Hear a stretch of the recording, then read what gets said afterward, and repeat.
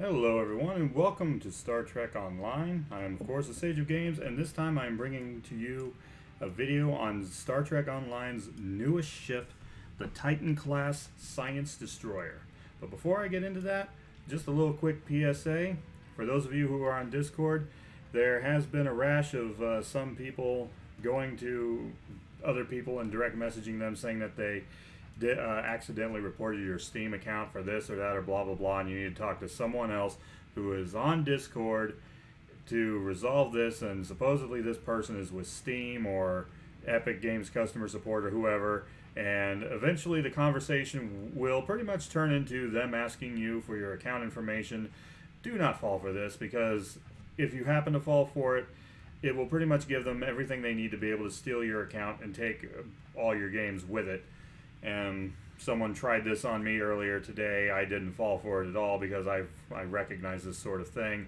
I've seen it happen to a lot of people. Sometimes it takes years for them to get their accounts back. Sometimes they don't get them back at all. So yeah, just want to make everybody aware. Be on the lookout for that sort of thing. It will basically take the form of a friend's request from someone that you have no Discord servers in common with them.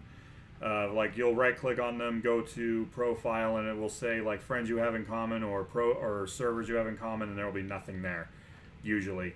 And those will be like, oh hey, I reported your account by accident. I meant to report this other dude, but I accidentally reported you, and you need to talk to this other guy on Discord to resolve that. Otherwise your Steam account will be suspended.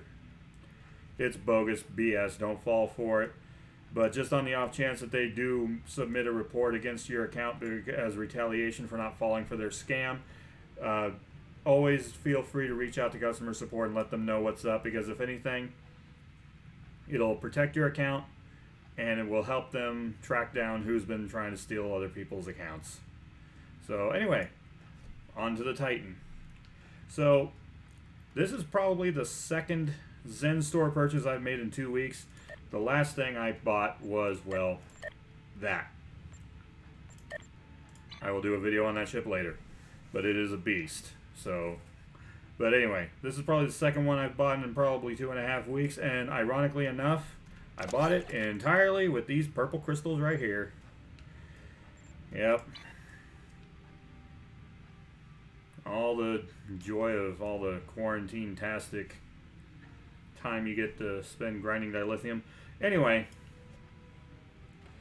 so yeah, like I said, this is the Titan class Science Destroyer. It is supposed to be the refit version of the Luna class starship commanded by Captain William Riker. Apparently the ship became famous enough it got a class named after it. Now, looking at this ship from an aesthetic point of view, and yes, I am aware that I am playing with this ship on a Klingon character. It was actually a glitch that cropped up when they released the ship. KDF players are not supposed to be able to use strictly Federation ships. So rather than fix the glitch, because a lot of people who only play KDF decided to grab it because, hey, why the hell not? Plenty of role-playing options right there. Hey, yeah, I stole this ship in a daring raid, which ironically enough, Cryptic Studios took to Twitter and said that, yeah, in a daring raid by a bunch of Klingon separatists, they managed to steal a whole squadron of Titan class Science Destroyers right out of the newly rebuilt Utopia Planitia Fleetyards. And rather than make a big stink of it with Emperor Jimpock, and yes, I said Emperor, not to try and spoil anything that's been happening in the new story missions. But anyway, long story short, rather than make a big fuss over it, they decided to say that in the interest of strengthening diplomatic ties, they decided to not only let those Titan-class cruisers end up where they did, but then they also went ahead and made the design fully available to any Klingon house that wants the benefit of a starship that transforms. That is not a Dyson Science Destroyer that is stuck at Tier 5. So, that said, yes, this is a Tier 6 starship. From an aesthetic standpoint, with the full Titan look, but with the Intrepid material, I gotta say, this ship kind of looks like an angry Intrepid crossed with the Luna. I mean, seriously, this ship just looks like it's ready to just right out of the dry dock start kicking ass. Just like the science destroyers themselves, they are able to use dual cannons and quad cannons. Yes, I have the quad cannons on this. And yes, I know this gear is very low mark. I'm actually playing this on a captain. This is actually the first Titan I've commissioned.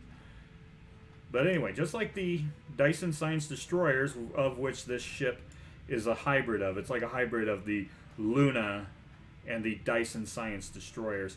So it does have a, quote, transformation ability, but it's not like anything the Dyson does where the secondary deflector is covered up and then multiple cannon ports exposed when it goes into tactical mode. Rather, the only thing that happens when you go into tactical mode is that blue little window dome right there over the mission pod will turn red.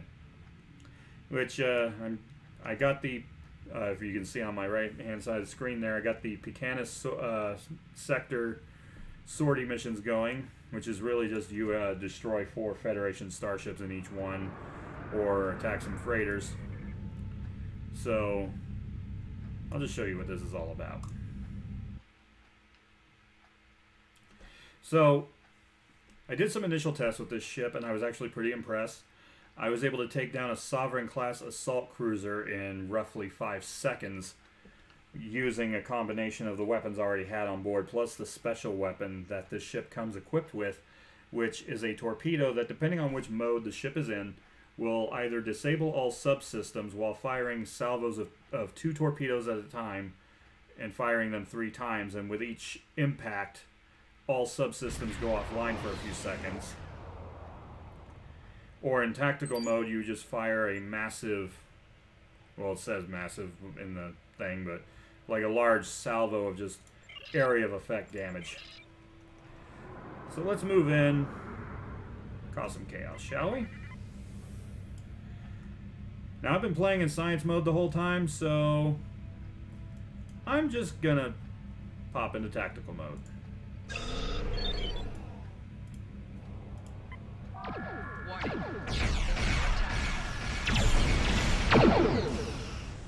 Okay, so that's what the opening salvo does.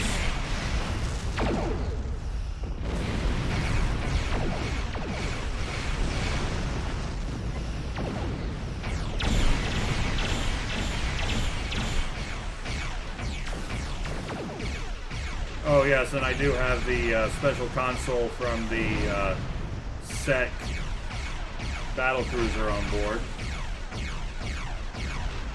Now what that does for this is it's that, well, I'll just mouse over for you. It's that thing that's like the chain reaction pulsar from the Akira class in Star Trek Armada.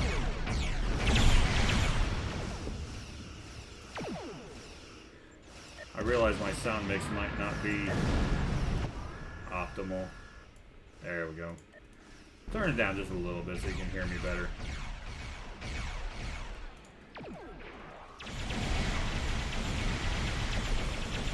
So, yeah, as you can see, this ship don't mess around.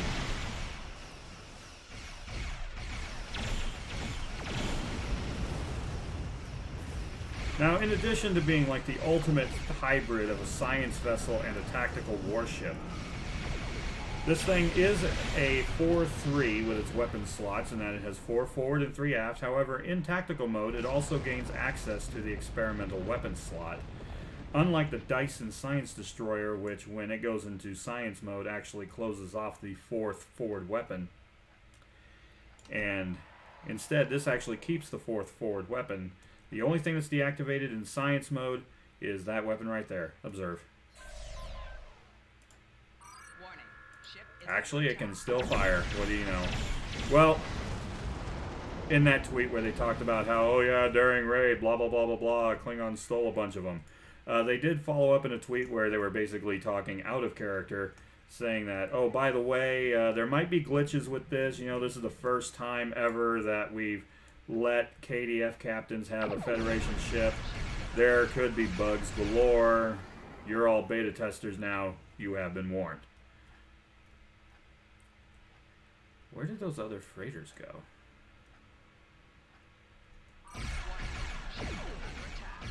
Odd.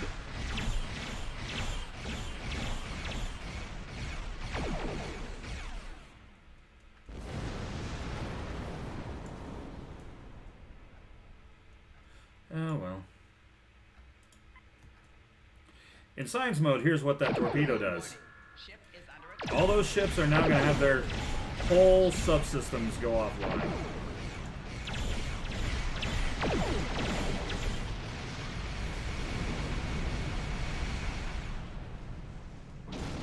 A very handy device indeed. Also, whether in science or tactical mode, this ship, as you can see, is also really well maneuverable. In fact, in tactical mode, it's supposed to gain a slight boost to maneuverability. Oh, +2. So yeah, very, very slight. Almost unnoticeable. And the interesting thing is, though, is that even in science mode, even though I don't have any turning or maneuverability consoles equipped at all, this thing turns pretty well. It doesn't turn on a dime, mind you, but yeah, that is very maneuverable for a science vessel of its size. Oh yeah. I've picked up escort ships that don't maneuver almost as well as this one does. And this is just right out of the box.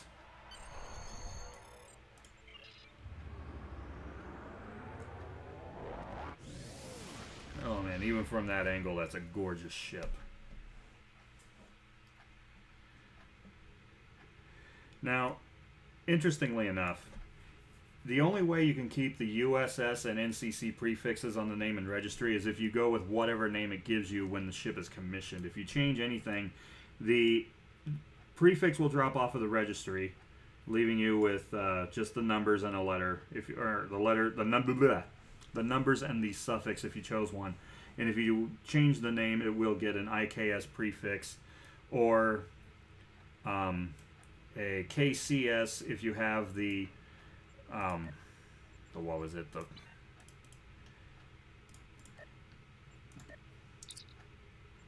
is it? Where is it? Where is it? No, not that.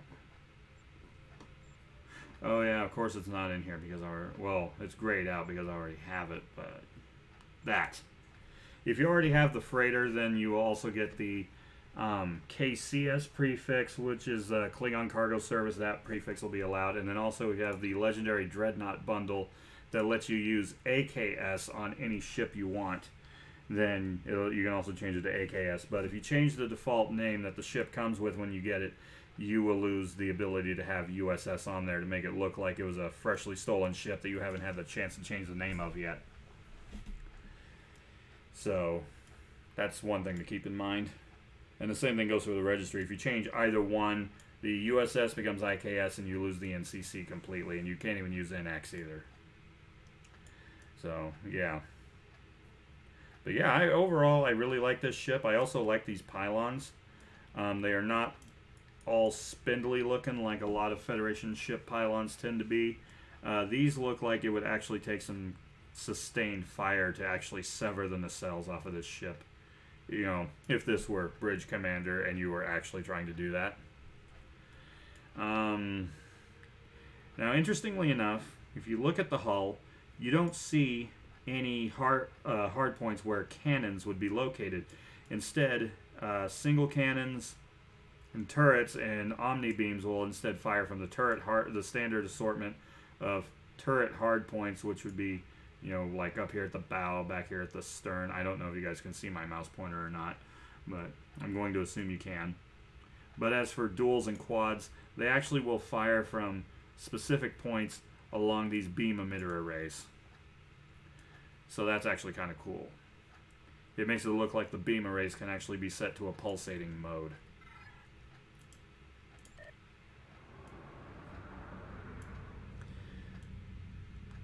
Now the one thing I thought was interesting was this recessed shuttle bay here. I know all the Luna variants have it. The only thing that really kind of bugs me about it is that if you look at it this way, it kind of like reduces the what you could perceive as being the capacity for shuttles within the bay. But on the other hand, it would allow for a larger small craft, like say a runabout, to land right here behind the door, and then it would be protected by this risen hull. But on the other hand, it does kind of give it an interesting bit of negative space there. One thing that does bother me, though, I mean, yeah, it looks cool, but in terms of like a physics standpoint, this kind of bugs me, is these impulse engines, how they just kind of like go out and off to the side at a 45-degree angle. And it just seems to me like that would kind of like reduce their strength. But on the other hand, it does add to the overall sleekness of the ship. But yeah, it's like, and I can also see how it might like help with turning and cornering, because you have impulse engines that are vectored to fire off to the side. But if they're both firing equally, then it should at least give the appearance that it's going to fly straight if the thrust from both engines is equal. But then at the same time, they're going to, instead of pushing the whole mass of the ship forward, they're actually going to be pushing inwards towards the ship's center of mass. So instead of pushing the center of mass forward, they're pushing into the center of mass from opposing angles.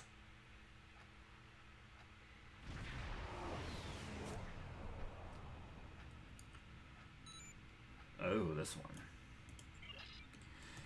Well, time to do what I do best.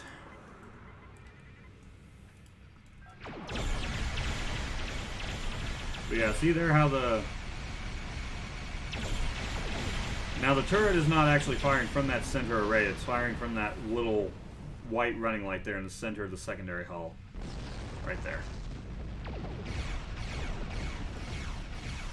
I wonder what happens if I activate this right here with all these enemies around.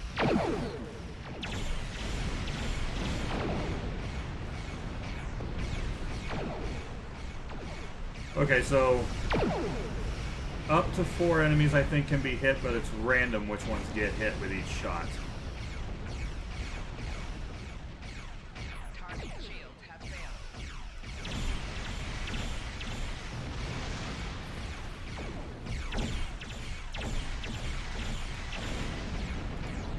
Okay, that's an Excelsior.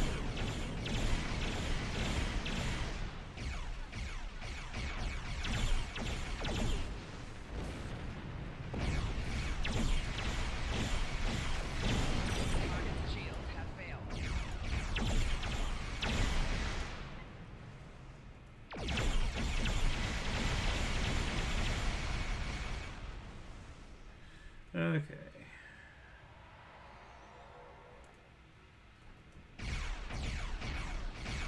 That's 2 of the freighters looted.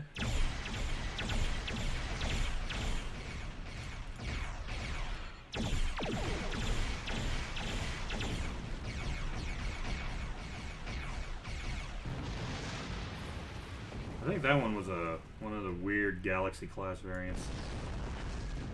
Oh, and for you.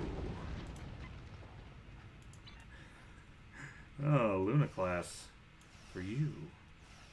Something special.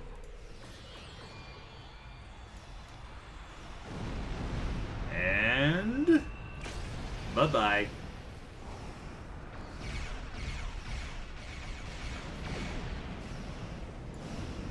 Oh, how dare you grab me in a tractor beam. Not cool, bro.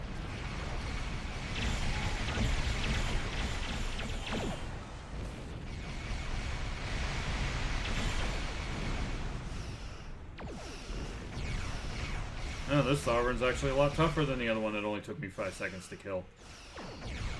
Good. I don't really like when they bite the dust too easily.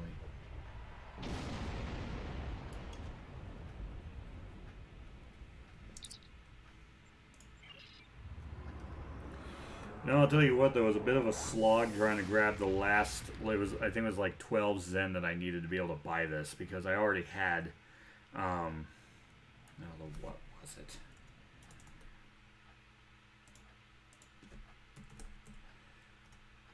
Oh yeah, it was like 1.71 million dilithium, and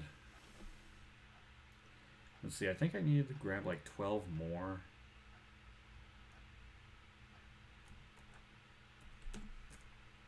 Oh yeah, 13 more. So I only needed like another 6,188 Zen for what the, or dilithium for what the exchange rate was. So I made, or no wait, it was actually like 30 something. I had to grab like an extra 35,000 dilithium. So what I ended up having to do, no it wasn't 35, it was 31.5. So what I ended up having to do was I made 2 more Gem Hadar because I had already refined my dilithium on all my characters for the day. And what I did was I made 2 more Gem Hadar, ground out 8,000 dilithium on each of them to get 16, and then hopped onto this character and did, because I can be a bit of a masochist when I have to be, I did this mission that everybody hates over and over and over again until I got like the last few thousand that I needed to be able to get the Zen to purchase this damn thing. And I gotta say, it's actually worth it. So, as far as like the rest of the aspects of this ship are concerned, it is a very excellent tactical science hybrid. Or science tactical. It's actually a 50-50 mix of each, which is a rare thing. Usually, ships like these will be 50% one career path, and then of the remaining half, well, there'll be like 60% one career path, and then of the remaining 40%, 2/3 of that will be a secondary career, and then the other career gets what's left over. And this ship, I would have to say, is maybe 40% science, 40% tactical, and 20% engineering. Because, I mean, look at this. You get 4 tactical and science console modification slots, 2 for engineering only. And even if you upgrade it to a T6X, okay, you'll get a universal that you can use for whatever. So make it like a 5th tactical or a 5th science slot or even a 3rd engineer. Or throw on an ability console, whatever floats your boat. And, you can make it kick-ass in that manner. So looking at this in more thorough detail and comparing it to some of the other ships I've got, this thing can actually be built to suit just about any role.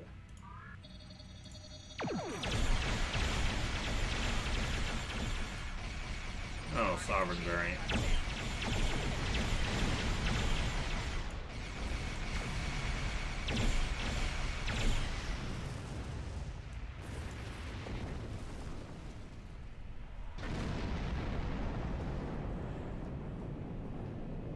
Oh yeah, I'm definitely loving this ship. Wait. Is it in tactical mode?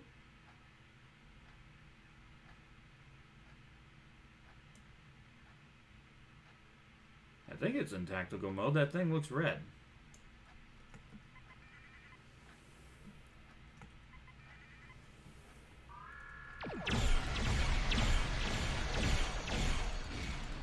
Oh no, it's in science mode.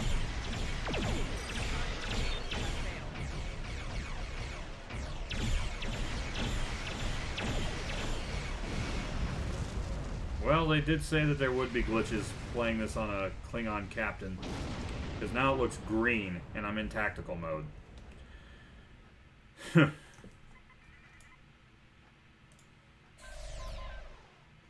now it's back to looking red. That is odd. Must be a Christmas sub mode.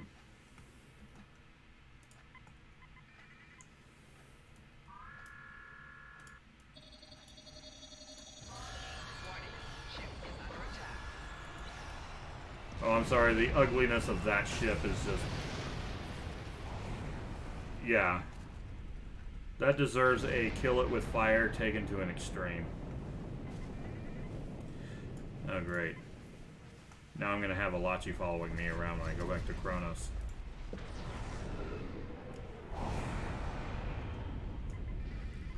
You know what's funny is, speaking of that, not to get off topic, but speaking of that, a lot of people will say that they don't like that feature of the Revolutionary set, but actually it does have a use.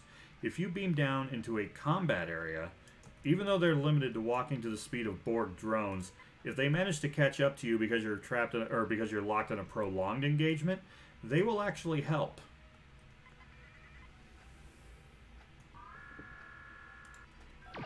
And the nice thing is that they're permanent. You know, they will stay with you until either you get defeated or they are themselves killed.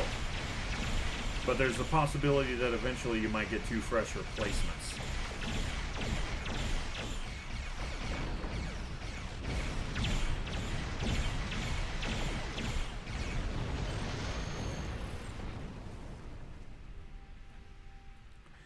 Optional objective failed. I don't care. I don't really get anything extra for completing it anyway. Besides, sometimes I wish reinforcements would warp in and give me a challenge.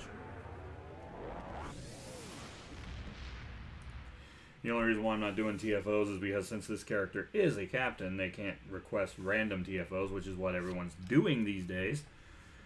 But, well, for you guys, I suppose I can do the masochistic thing.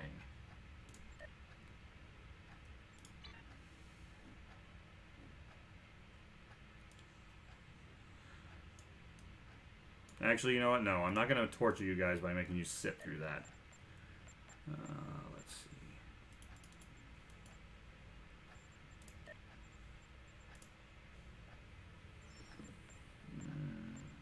Fleet alert. Starbase blockade.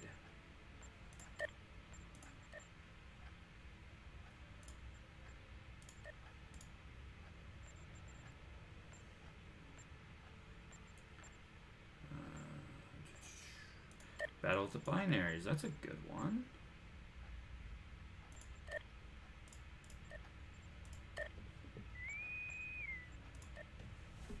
Not one of my favorites, but oh well. Well, I suppose while we're waiting for that to pop.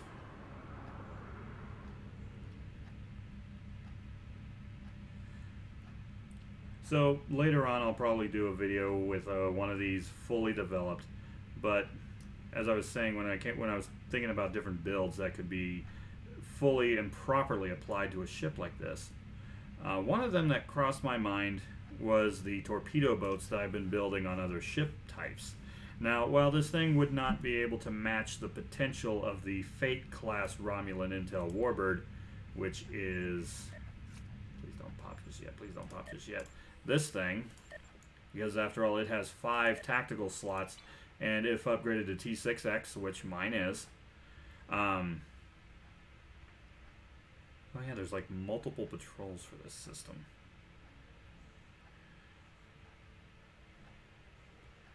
But anyway, as a torpedo boat, this thing would be able to come pretty close.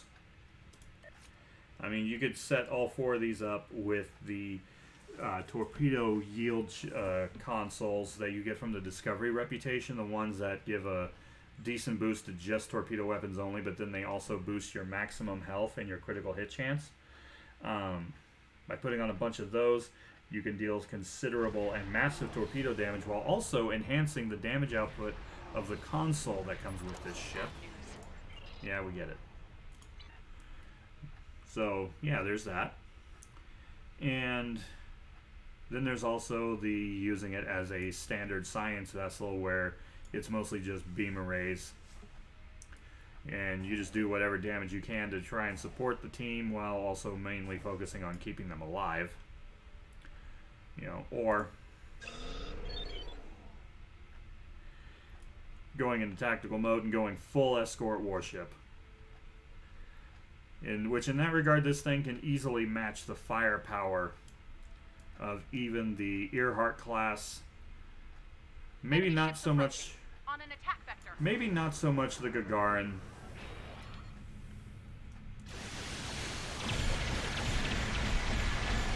That still seems kind of weird. I did not click on that.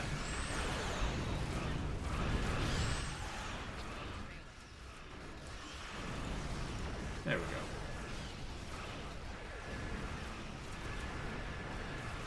go. Okay. But yeah, like right now in this mode, this thing is, and in this configuration, this thing is full-on escort warship. I haven't had the chance to train my bridge officers yet in science abilities that would be conducive to running a ship like this. But But right now, in this setup, this thing has a lot of damage potential. Excuse me. Got too much blood in my caffeine system, I swear. But as far as like destructive potential, this thing can easily match the or not the fleet, but the tier 6 Defiant class. This thing can easily match, if not surpass, the damage potential of that ship, even if not the maneuverability.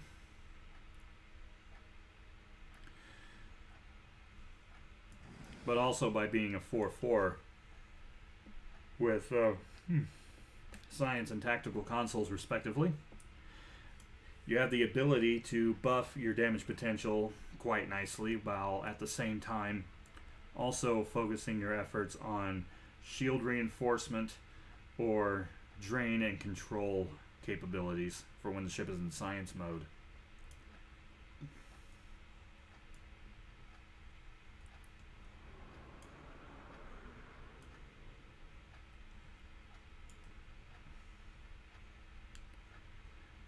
You know, I swear to God, anytime Best Served Cold is active, which is the event right now, anytime that's active, it's like all TFOs, for whatever reason, feel like they need a 2-minute briefing in between phases. So. Picking up multiple enemy signals on sensors. Get ready.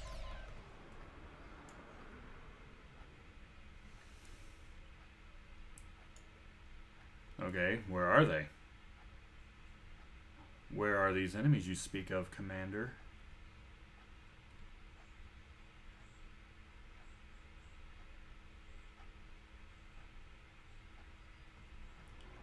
Oh, they're way over there. Figures.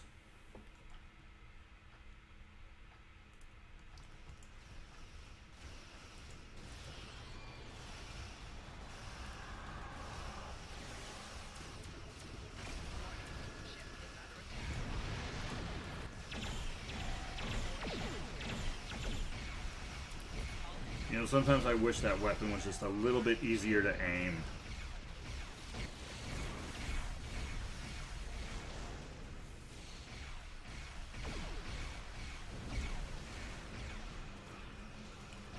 I mean, it's like the Lance from the Dreadnought in that it fires a straight beam, but at the same time, unlike the Lance, you have to manually aim it like you're looking down the bore of a gun.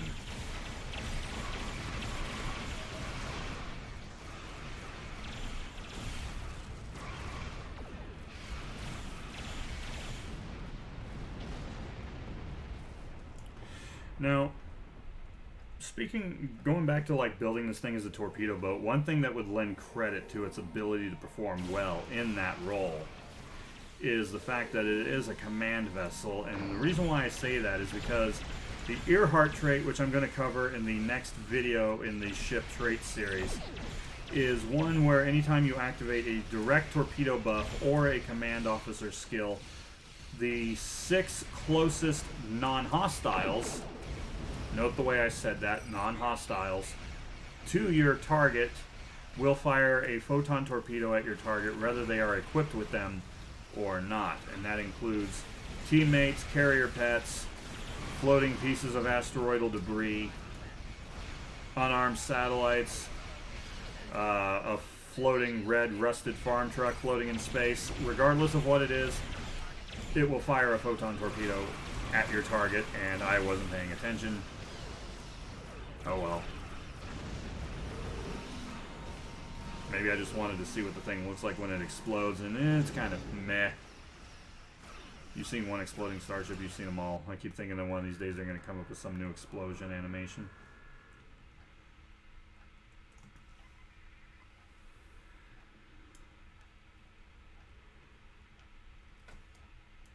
Though one thing I do continuously wish they would do differently is the way the damage shader is applied, in that it would follow something more in line with Next Generation era series, where when a warp nacelle takes a direct hit, how the blue grill will like blink off and on, or if it gets badly damaged it just explodes inside. You know, do something like that.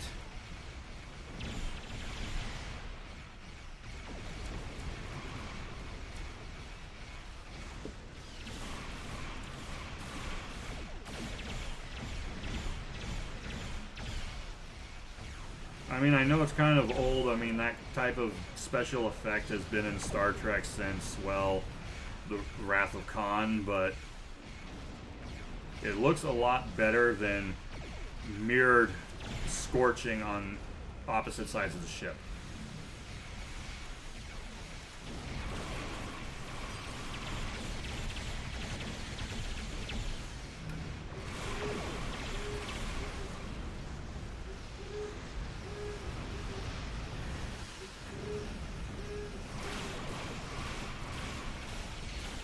Now the interesting thing is I am playing this at level 58 and my character's only level 33, but I will say that so long as I pay attention, I am able to hold my own quite nicely.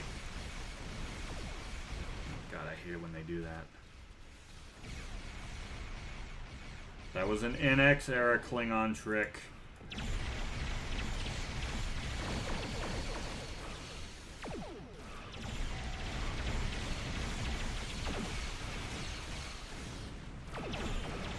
I think I'm going to rob your ships of power. I think that's what I'm going to do.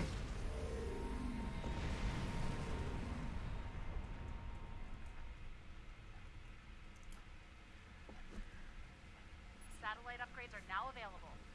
When you scan a satellite. Yeah, and let me guess, we got 5 minutes before we can actually do this. Oh no, 10 seconds. Oh, well.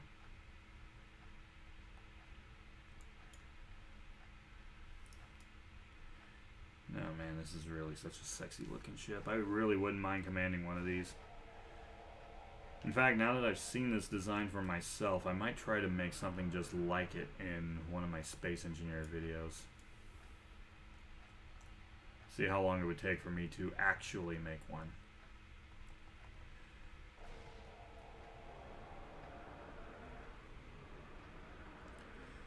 Let's see, how many decks is this thing? I mean, in terms of size, I would say maybe comparable in size, maybe to an Excelsior. I don't know. Maybe a little smaller. I mean, I think maybe this would be more on par with an Intrepid class. So about, roughly 300 meters, maybe, from the bow to the nacelle tips. Probably about 300 meters. Oh boy, they're coming to attack. Not for long, they're not.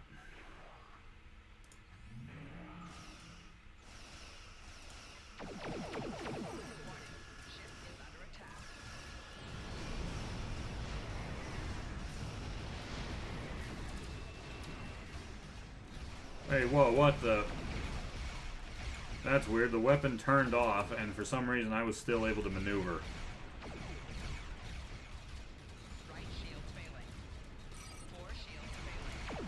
Yes, yes, computer, I am aware.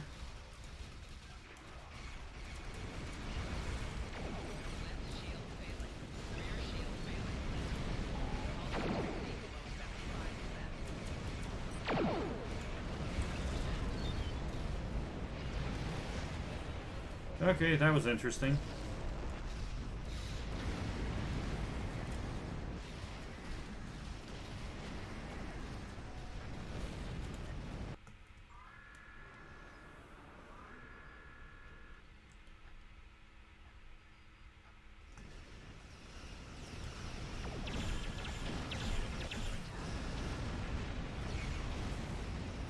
Oh look, they stole my ship out of its dry dock.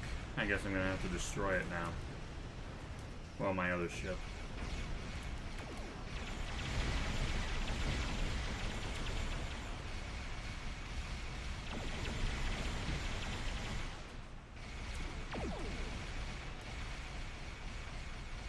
Shield generator gamma is at 75%. Well, good for shield generator gamma. 75%. Generator beta is at 75%. Ever find it funny how these shield generators seem to be able to shield everything except themselves? Or each other, for that matter.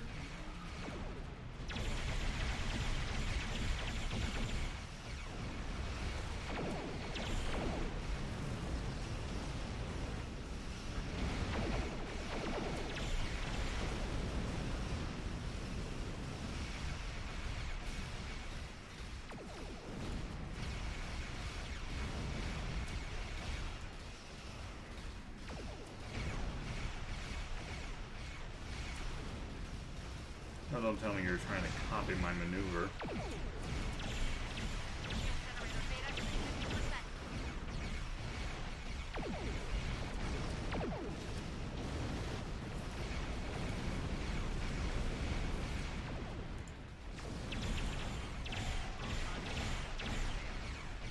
50%. You know, the thing that always bugged me about those battle cruisers right there, like the one I'm shooting at, when you control them, they're a carrier. When the AI is controlling them, they're a battle cruiser. Like, pick a lane, for God's sakes.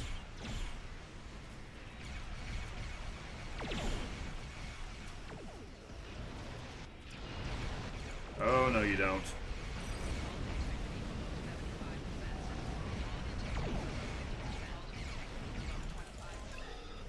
I like how that tractor beam is able to just rip you to shreds.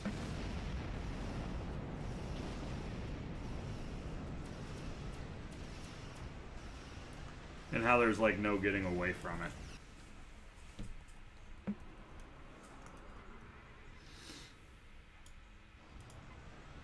I know someone's going to point out that I didn't use Attack Pattern Omega, which grants immunity to movement debuffs, but there's been times where I used it for that and it doesn't work.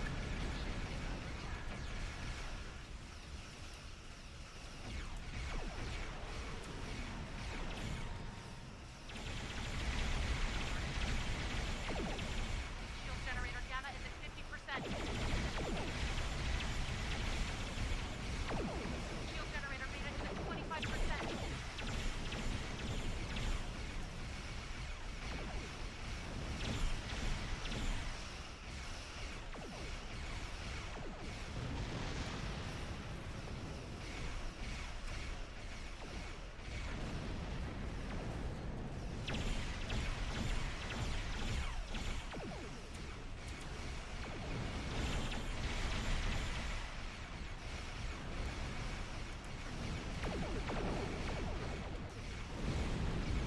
Okay.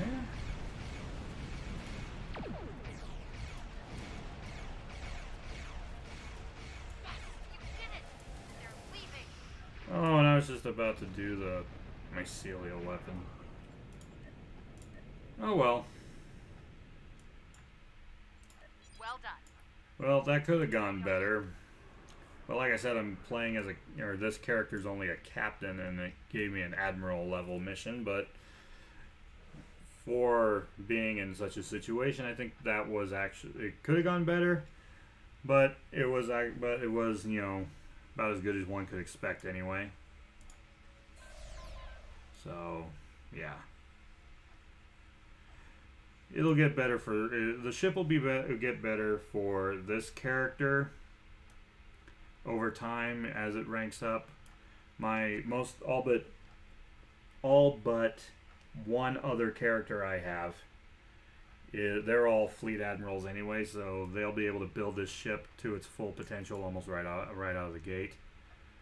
Now, one thing that I did not talk about yet, and this is the thing that has me questioning whether or not the whole being able to use it on the KDF side of the game was even a glitch to begin with.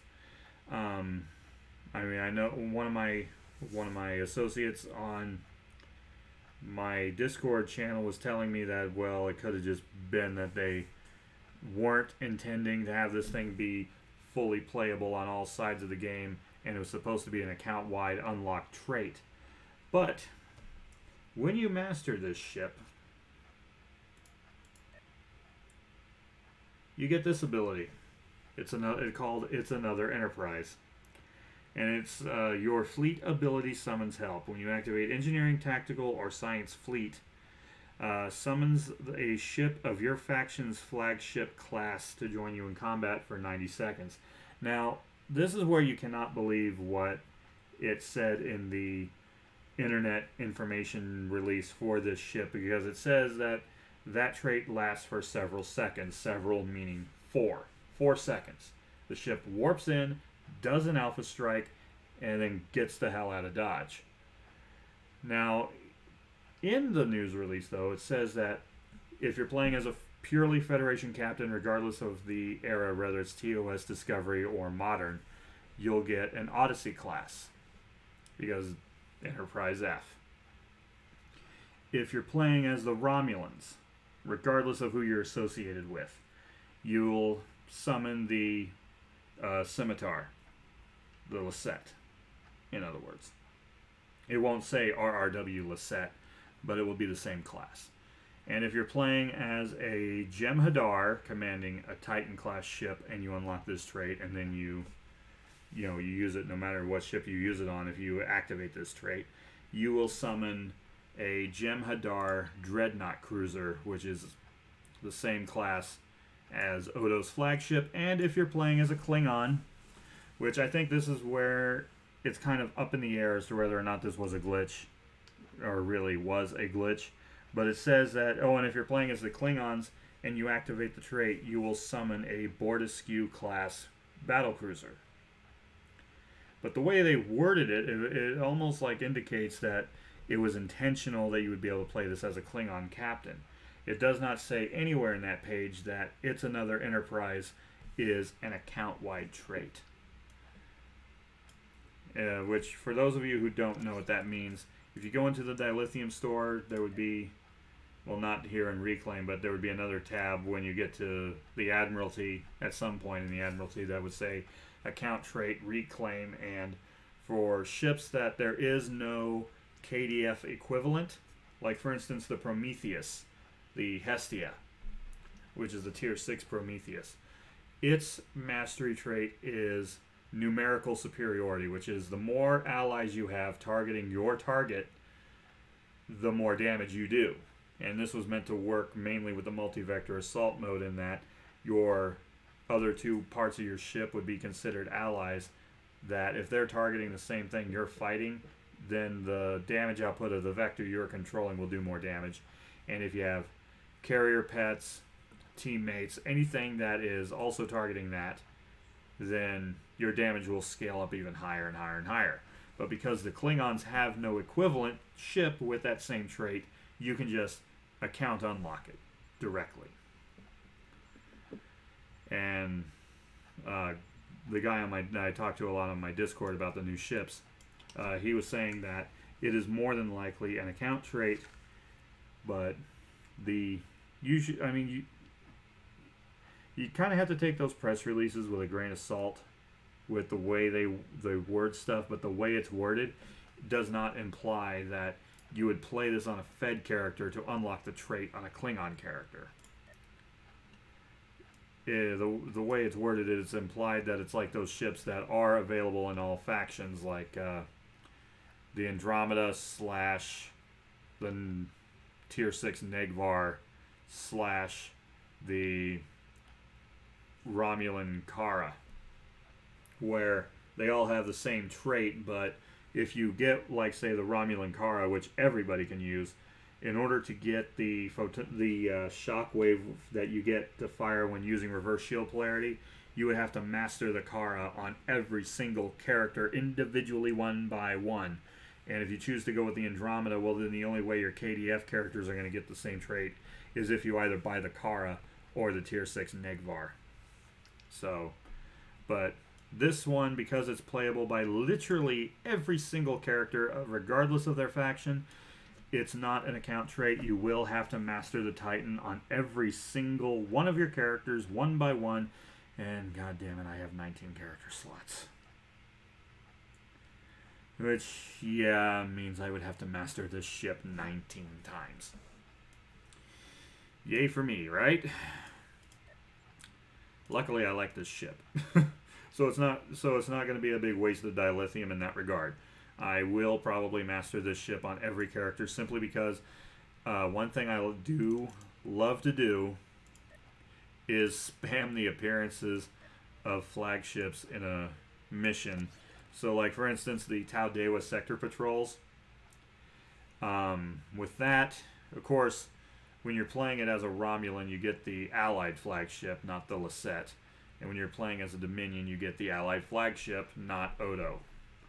So, yeah, the Federation Allied Dominion get the Enterprise, and Klingon Allied Romulans get the Bortesque with Captain Corrin. But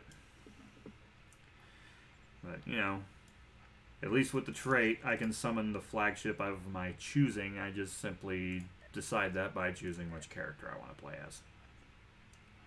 So, yeah. That is all my thoughts on the beautiful ship, the USS Titan class science destroyer. I'm probably going to toy with this ship a little bit more. Probably going to come up with several different builds to use on it. I will probably, on my main character, because his is the best setup to do it, I will probably build a Torpedo Titan on that character. The one that flies the intoxicated leprechaun. My others, I will probably make a build that reflects something along the lines of either their best escort or their best science ship. And I will probably do videos for each of those as I do different build videos for each possible way of building the Titan. So yeah, that, like I said, that's the Titan class. And I am also probably going to build this in Space Engineers at some point for those of you who like my Space Engineer videos. I just got to get some dimensions to work with because I like to build as close to scale as possible. That said, I still think this ship is probably about 300 meters long. It's shorter than my battle cruiser, but twice the size of my frigate. And let me know down in the comments below if you would like me to also try making, for those of you who are keeping up with Star Trek Discovery, if you would like me to try and make an attempt at building a functional detached segment ship where, you know, like for instance, looking at the way Discovery is now, where because they use programmable matter in the hull, the nacelles are somehow detached from the ship and they somehow are able to follow it wherever it goes. We have yet to see the ship move with those nacelles to see, you know, how relativistic positioning is maintained. But if you would like me to try and do something like that with one of my existing builds, or perhaps maybe make just a straight up 32nd century version of this, let me know in the comments below. And if enough of you decide that that's what you want to see, I will try and build it for you. So, for now, I'm the Sage of Games, and I will see you guys in the next video. See you later.